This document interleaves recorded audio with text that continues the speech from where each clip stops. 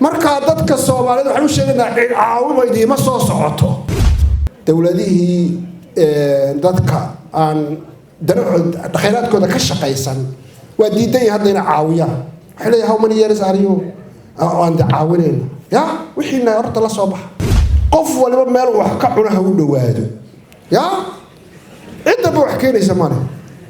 ama badda tag ama beeraha tag marka dadka Soomaaliyeed waxaan u sheegaynaa xerooyinka iyo IDPs-ka kaarka la wareegaya war waxa iskaga taga waxaas waxa ma yaalin meeshaas iyadoo dalku xilligan uu ku jiro marxalad siyaasadeed oo aad u adag isla markaana khilaaf xooggan uu ka dhaxeeyo qaar ka mid ah madaxda maamul goboleedyada iyo dawladda federaalka Soomaaliya xubnaha mucaaradka iyo dawladda federaalka Soomaaliya kuwaasi oo dhamaantood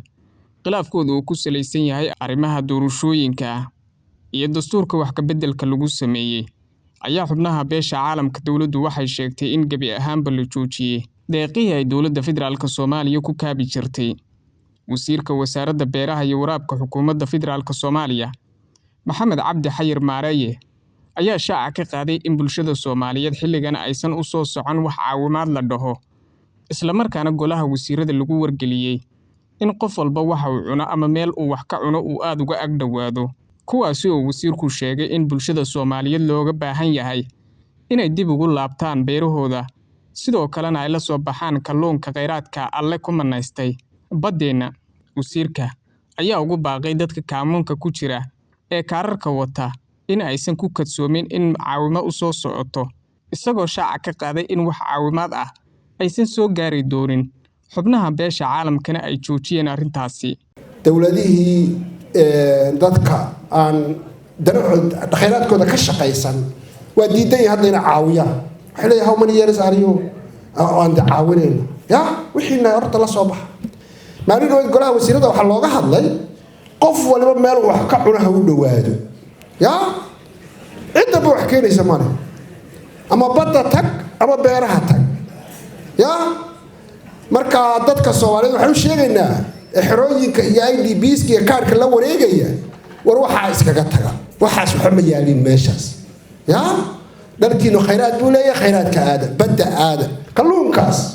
biyuhu ku jira biyaha hadda fiir cutadii ka xigta ya markaas maanta dhankaar iyo cayl iyo waxba raadinaya iyo IDPs baa ku jira iyo kotoba la soo tuuray ka hadlaysa that's too bad ya marka dadka Soomaaliyeed waxaan u sheegnaa caawimo idiima soo socoto ya kheyraadkiina aada bulshada qaybaheeda kala duwan iyo dadka danyarta ah ee ku dhaqan kaamunka ku yaala dalka gaar ahaan kuwa magaalada Muqdisho ayaa walaac xooggan ka muujiyay arrintaasi maadaama ay aad ugu tiirsanaayeen deeqaha caalamka uu soo gaarsiiyay Soomaaliya horey